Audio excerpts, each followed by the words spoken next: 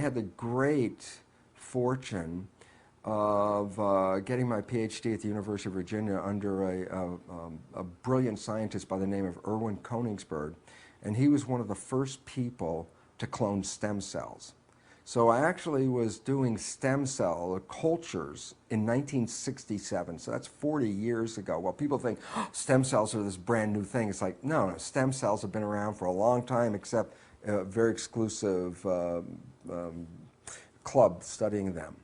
And the beautiful part about my stem cell research was, as I started to do this and I was cloning genetically identical cells, I started to realize that if I would take these genetically identical cells and put them into separate petri dishes and then change the environment in those dishes, that in one dish they will form muscle, in another dish they'll form bone, and yet in a third dish they would form fat by changing the conditions.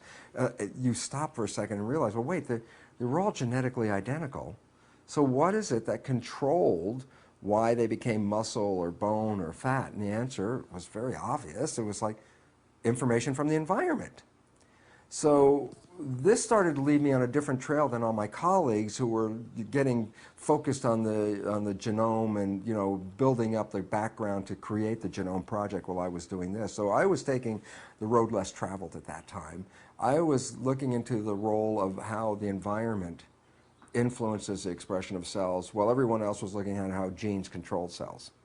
And yet my papers were published in very prestigious journals, and the results were very clear. It wasn't even ambiguous. It was that the fate of the cells was primarily determined by the environment that cells find themselves in.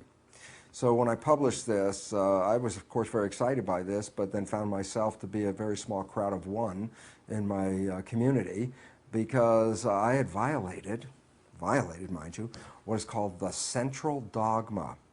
The central dogma is the pillar of modern biomedicine today. It was a concept that was coined by Francis Crick, the guy, one of the co-discoverers with Jim Watson of the DNA double helix. And the central dogma simply says this, and you're very familiar with it, is that the flow of information in biology goes from DNA to RNA to protein. And this is established in all the textbooks. It's still in all the textbooks at this very moment. So it says information flows from DNA down. And therefore, since your body, which is made out of protein, and the proteins are coded for by the DNA, then we have bought the belief, as the dogma says, that your fate and your lot in life is determined by the genes you receive at conception. So we become victims of our heredity in this sense, if you understand it from this point, that you didn't pick your genes and you can't change your genes, and since your genes control your life, then you're a victim to those particular genes. That is the message that conventional science has been teaching. And the issue is, that's totally false.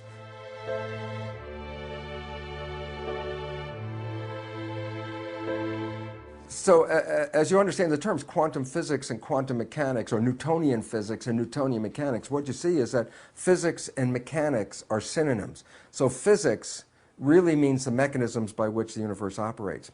And the new physics, quantum physics, was something that I really wasn't into, nor were any of my colleagues in the medical school. We were all trained in Newtonian physics. And the difference between the two is very profound. Newtonian physics says the world that we live in, the universe we live in, is a machine made out of mechanical parts. If you want to understand how it works, take it apart, study the pieces, change the operation. That's the basis of medicine. We look at a human body, it's a machine made out of physical parts. When it's not working right, change the parts by buying chemicals and drugs. And that's the way that conventional medicine operates. When I started to read the quantum physics, I realized, oh my goodness, the whole foundation of the universe is not based on a mechanical, physical universe. It's based on the invisible energy called the field. So let's say if I hold a magnet right here in front of you, and you can see the magnet, but what you can't see is the invisible magnetic field. And so what it says is, well, we are physical things in our world, like physical bodies. We're immersed in fields, electromagnetic fields, magnetic fields itself, all kinds of fields like telephone, cell phone fields, television fields, radio fields, whole ranges. What is the difference between the Newtonian physics and quantum physics is this. Newtonian physics focus on the particles. quantum physics says, you want to understand why the particles take this shape? Then you have to understand the field. It's the field that controls biology. It's the invisible forces. There's a great quote by Albert Einstein, and it's simple. It goes, the field is the sole governing agency of the particle. In other words, in the world of invisible things, fields, and particles, matter, it's the field that gives shape to the matter. And this is the basis of quantum physics. This becomes relevant. It says, okay, here's the physical particles of my body. Why are they in a healthy state, or why could they be in a sick state? That's the physical expression. And the answer is, well, to understand that, don't look at the body. You have to understand the invisible forces in the field. And it's fun, because if you think about it, of course, when you were young, at some point you must have had like iron filings and sprinkled it around a magnet, and all of a sudden you saw the iron filings form that pattern of the magnetic field. Well, quantum physics would look at this pattern and try to explain how come all the iron filings fell in this pattern without recognizing that the field exists. In other words, can you explain why the iron filings have this shape if you don't recognize the magnetic field? And the answer is absolutely not. What's the nature of it? The body and its cells are like iron filings. Medicine is trying to understand the nature of the body by looking at the iron filings. And quantum physics says, if you don't understand that invisible field, you can't understand what's happening in the body.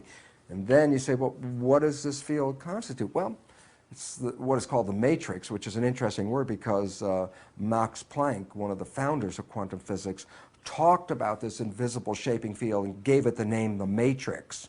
And that, of course, has been used in the movie. And in fact, people have talked about this matrix. Some people refer to it as the divine matrix.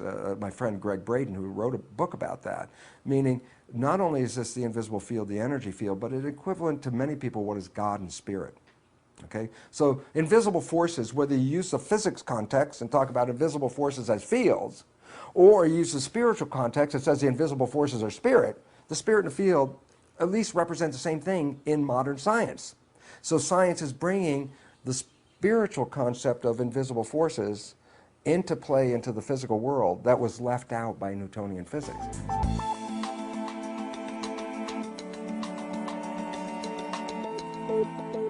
Conventional allopathic medicine is completely locked into Newtonian physics. Doesn't even bring the mind into the concept of healing, which is interesting because they actually, in a medical education, medical students get about 15 minutes in their entire academic career of a thing called the placebo effect.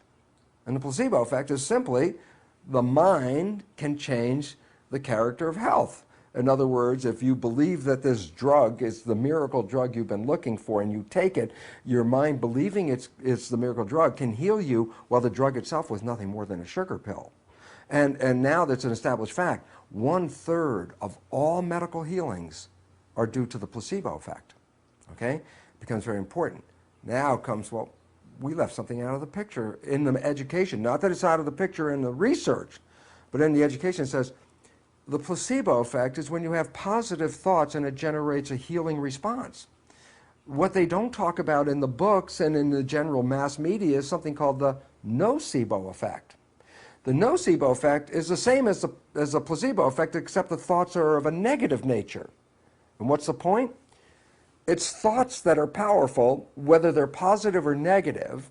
And while we give attention to the positive thoughts, called placebo effect, creating healing, what we know and what we don't talk about is that a negative thought, which constitutes what is called a nocebo effect, is as powerful as a placebo, but in the opposite direction. So a negative thought can not only make you sick, a negative thought can kill you, and in much the exact same power and using the same mechanism that a positive placebo thought can heal you. And this becomes important because psychologists tell us that 70% or more of our thoughts as conventional people are negative and redundant, meaning every day, 70% of people's thoughts are actually taking health away from their lives and actually bringing less quality to their lives, and they don't count it because it's just that little thought that runs in their head, and yet, scientifically, it's the equivalent of the placebo effect, but backwards. So this has to come into medicine, but there's an unfortunate part about medicine, and that is medicine is not really the free avenue of research and investigation as we think it is.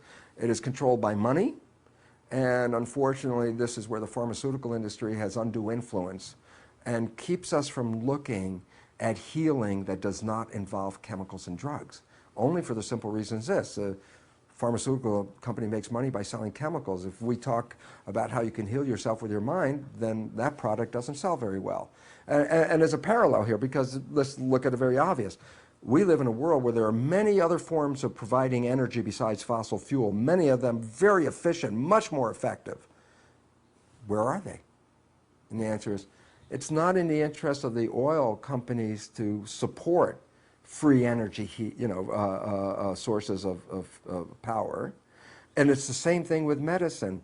It's not in the interest of the pharmaceutical industry to support free energy healing, and therefore it's a subject that gets no coverage except for that 15 minutes on the placebo and then dropped out of the system, and yet it is the most important new understanding, and it's not new because it's 100 years old or more.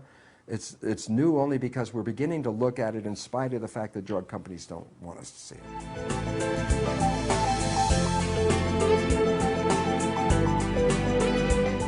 The problem with the concept of power, the power of positive thinking, is people just think, oh, well, if I just have positive thoughts, then my life should be affected. And this is why positive thinking has a real bad rap in the public.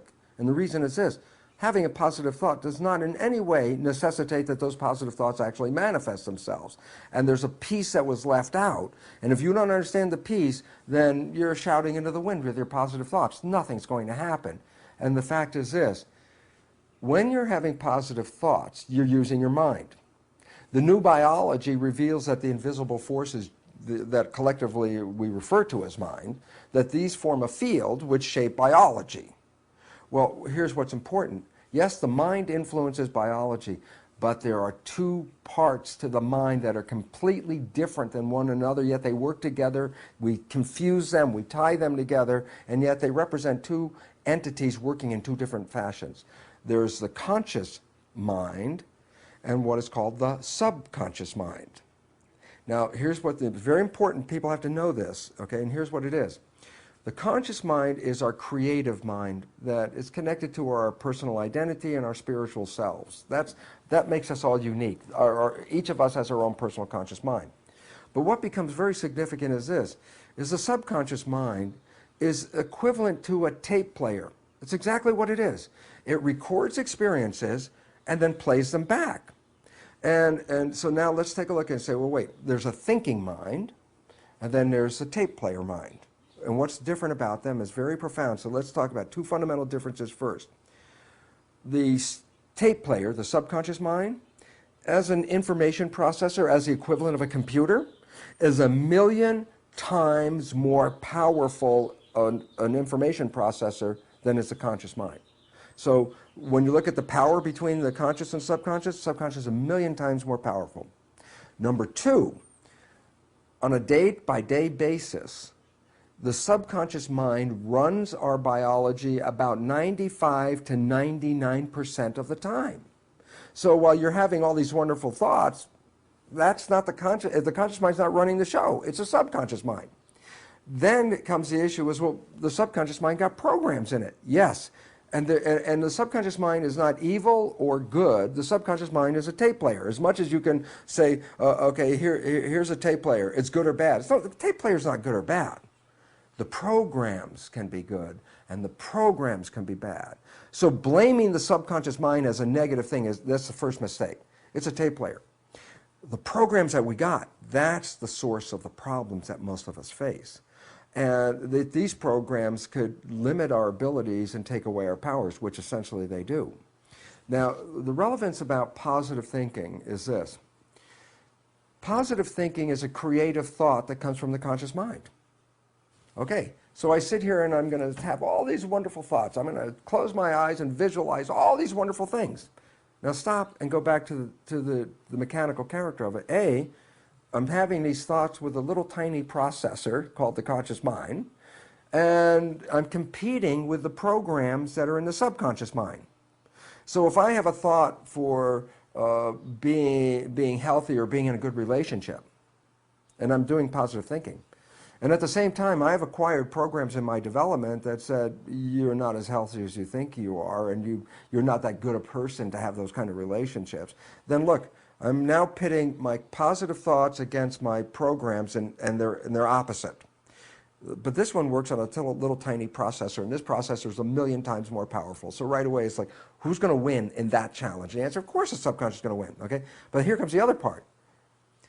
While I can try to maintain positive thoughts in my life using my conscious mind, this conscious mind only operates less than 5% of the day. That says 95% or more of the day, I'm operating from the other belief system. The point is, do the math. How powerful are positive thoughts? And the answer is, unless the subconscious has the same programs in agreement as the conscious mind, power of positive thinking will not work. It will not work because you're competing against a much more powerful processor, okay? And this is the problem. And now here comes, let's add one more piece to the problem, then it really manifests the big problem that people in this world are facing today. And that is, the conscious mind and subconscious mind work together in tandem, meaning my conscious mind, as small a processor as it is, can run any aspect of my biology.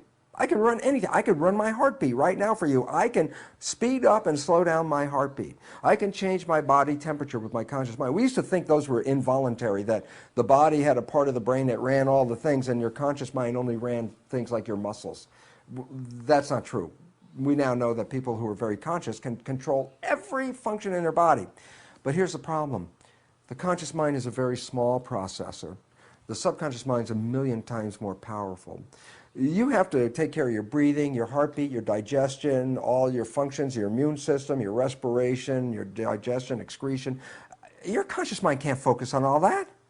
So the nature of it is the function of the subconscious to carry out all the details and can carry out every one of the details. We could be essentially unconscious, which most people are, and our lives look exactly the same. Why? Because once you learn how to get dressed, you know how to get dressed. Once you know how to drive a car, you don't have to be conscious how to drive a car. You already got the program. So everything that we learn in our subconscious mind becomes automatic behavior, meaning it frees up the consciousness. So the consciousness doesn't have to be dealing with all the tasks. Well, when you free up the consciousness, then you have time for creative thinking.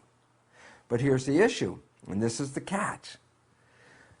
When the consciousness is not focusing on some job or some task, and let's say it's on a daydream mode, it's thinking about your vacation next week. You're going on vacation and you're thinking about the plans of your vacation in your conscious mind.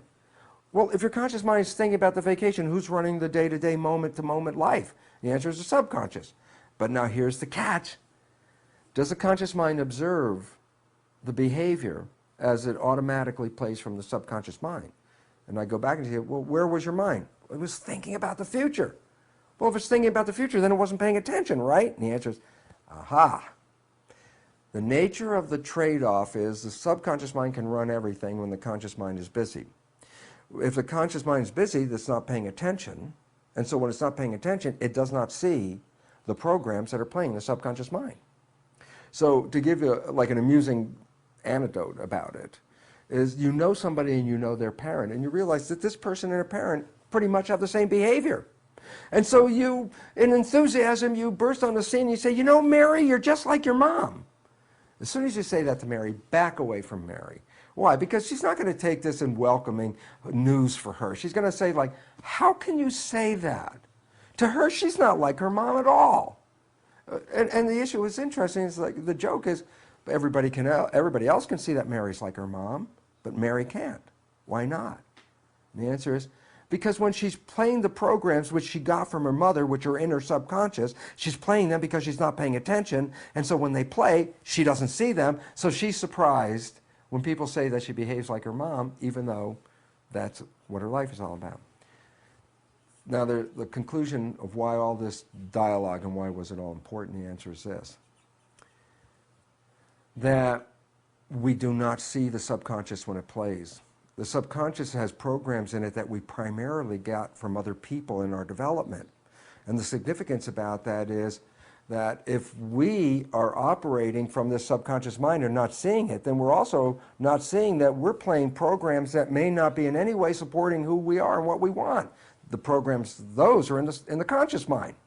So the idea is, When life doesn't work, when you don't find that relationship that your positive thinking was looking for, when you don't get that health that you were looking for because your positive thinking was asking for it, we have a tendency, therefore, to blame the outside world because, as far as I know, my intention was for all these wonderful things. And when I don't get it, it can't be me because I have all these wonderful positive intentions. What we didn't see was, while we were having those positive intentions, using our conscious mind for those positive intentions, the subconscious was running the show. And we didn't see that we generally sabotage and destroy or limit our own lives with behaviors that are not supporting us.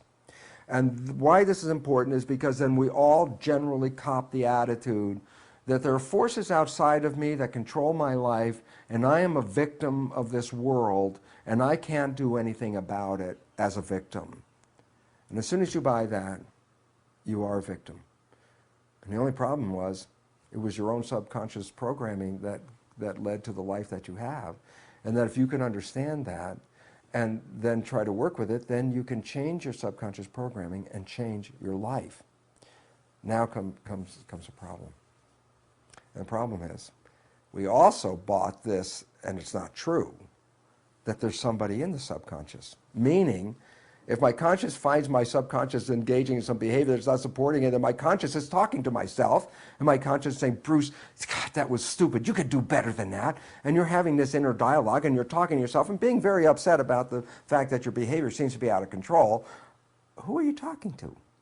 And I love this because the reality is we're thinking we're talking to ourselves, and that's going to fix something. And what is it going to fix? Well, the program's in that subconscious. And here's where the problem lies. Subconscious is a tape player. There's nobody in there. The same exact truth holds in this case. Get a tape player, put a cassette tape in it, push play, the program's running, and you don't like the programming, so here's what I want you to do. Go up and talk to the tape player. Go up and talk to it. Suggest that it change the program. Even tell it what you want it to play. Do all this, and then you realize the program still plays, it doesn't change, and then you get more upset with yourself. Why? Because you've asked this program to change, it's not changing yet. Then you get mad at yourself, you start yelling at yourself, and now you're berating yourself because you can't control the tape. Then that doesn't work, and then of course the last step, you have to bring God in because obviously you tried to change your life and it didn't work, so only God has to come in here now and change the tape. And the joke is, how much talking to a tape player does it take before the tape changes? And the answer is, you can talk till you're blue in the face and it will not change. It's not that you can't change the tape, but you have to learn how to push the record button. And then you can record new programs in the subconscious. But our old belief system, like conventional psychology, let's go over and find out why my life is this way. Oh yeah, my mom did this to me, and my dad did this, and my friends did this, and now I make a whole list of all the reasons why my life is this way. I'm very clear. My conscious mind's got, oh God, I could play that movie. I can see it. And the question is, now that you're aware, did it change the tape player? And the answer is no. And that's why people get so upset. They go through all of this psychology, counseling and stuff. They know all the reasons. They still have the same life. So the issue is, you want to make change? Then you have to learn how to engage the tape player in a record mode and not just talk to it.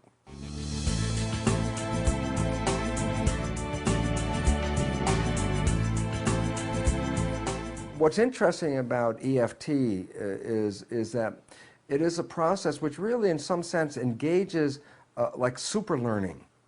And super learning is the equivalent of pushing the record button on the subconscious mind.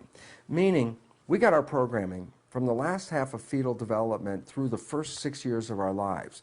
And there's a reason why this is a special programming part of our lives. And the answer is that our brain, when we look at the EEG, the electrical activity of the brain, that a child doesn't express consciousness as we know it, alpha waves, as a predominant brain state until after 6 years of age. Before 6 years of age, their predominant brain states are theta.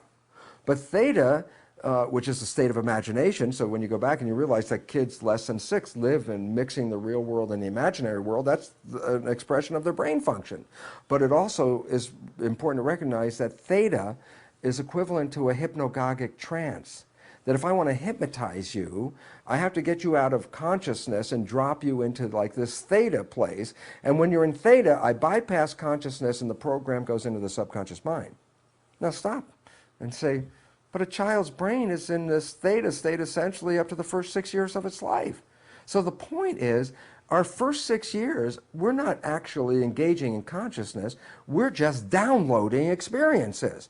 Well, these experiences, then we play them back as our life characters and our life behaviors.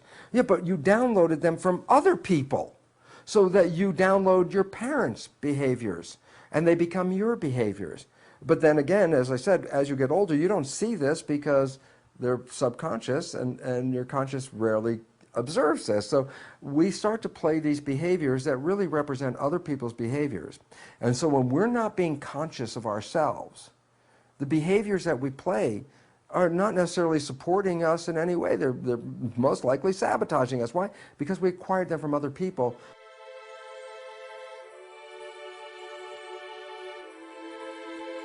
So what do we acquire in our development is that we're just average people, that we have no extraordinary powers, that even healing isn't one of our powers, because when we were in that 0 to 6 year period, every time we got sick, we were told we had to go to the doctor to get healed. That's an experiential program. So what does my subconscious mind learn from this experience? Every time I'm sick, I have to go to the doctor. Why? Apparently it's a step before you get healed. So we build that into the program, and then, which is interesting, is that we have an innate ability to heal ourselves. That's what the placebo effect is all about. But when we put in a program that says, I have to go to the doctor before I get healed, then what you do is actually stall your own ability to heal yourself until you go to the doctor. And the joke, many people get well on the way to the doctor without having any treatment. And the reason is, they already had the ability to get well, but the program step said, until you do this next step, then the healing doesn't start. So we deprogram our ability to heal ourselves.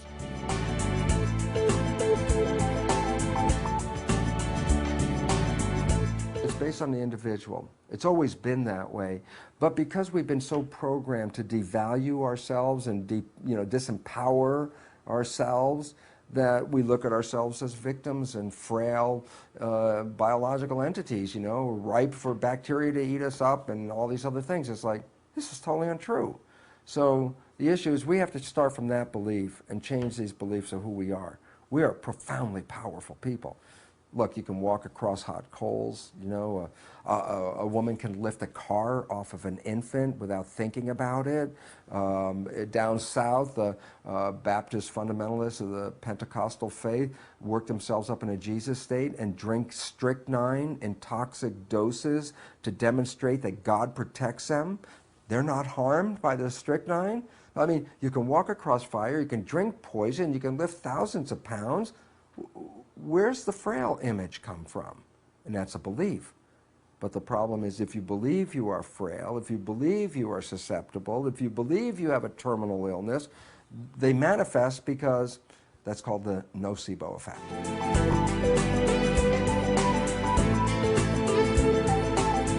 I see people change their lives all the time.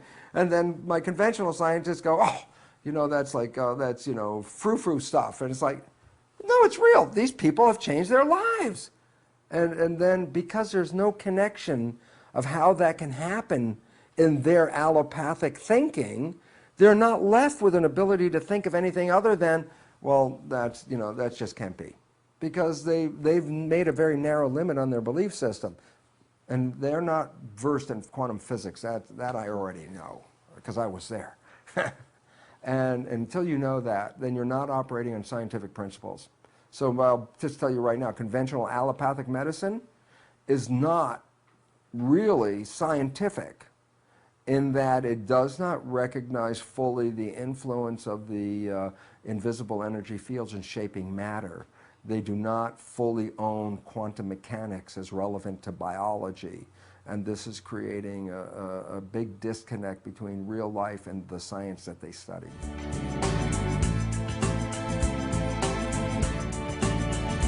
Number one, the belief that is taught is that biology in the world we live in operates according to Newtonian principles. Unfortunate part about that is quantum mechanics 100 years ago said that's obviously not true, and physicists know this is not true, and yet medicine doesn't buy into it because it still focuses on the material reality and lets go of the invisible shaping fields that quantum physics emphasizes as primary. Okay, so we have to change that belief system. We have to get people to recognize that the field and the thoughts and all these other things are as important as anything else in shaping the matter we live in. Number two, the belief which I blew away years ago, but it's still being taught in school, is the concept that genes control life. This is totally false. Genes control nothing. Control is an action. A gene is a blueprint. It's a physically, literally a string with blueprint data on it. Why is that relevant? It's interesting. Go to an architect's office, and the architect's working on a blueprint, and then lean over the architect's shoulder and say, is that blueprint on or off? And he looks at you, the blueprint's not on or off, it's a blueprint. Yeah, but we talk about genes being on and off, like genes are turning on and genes are turning off. And the question is, but genes are blueprints. They can't turn on and off. There is no on and off. It's just the blueprint. It's a pattern. What we have failed to focus on because we gave genes a character of self-actualization. That my genes decided to do something. It's like, okay, now we're a victim of the genes. But it turns out biologists know that this is not true. Biologists know that genes are not turned on and off. Genes are read or not read, like blueprints. Then all of a sudden it says, well, it's not the blueprint that's important. If the blueprints were self-actualizing, an architect could go by a building site, drop the blueprints off, come back 2 weeks later, and the building will be there. That's what we think about animals and plants. The genes are blueprints and they'll control all this. It's like, no, the blueprints are important. I'm not saying they're not. You got the bad blueprints, you got some problems going on here. But the issue is, it's not the presence or absence of a blueprint, it's whether the blueprint is being read. And then you say, well, then who reads the blueprint? And the answer is a contractor. And who's the contractor? The mind is the contractor. The mind reads genes. The mind can change the genes readout. Here's something so blow away that most people can't in their conventional world make sense of it, because it's like, it goes like this. The mind, through what is called epigenetic mechanisms, can start with a single gene blueprint and create over 30,000 different versions of products from the same blueprint. 30,000 different products from the same blueprint. All of a sudden you realize, my God, you can infinitely vary the expression of the gene. And the answer is yes. And why has this become relevant to all of us? And the answer is because many of us think genes control our lives. And yet we don't realize that we modify the readout of the gene. So we could be totally healthy and our mind can cause cancer. Our mind can cause any disease, diabetes, anything like that. And what's interesting is the flip side is some people come here with actually defective genes. And guess what? With their mind, they can rewrite those genes and make them normal. So the genes are not the limiting factor, it's the mind.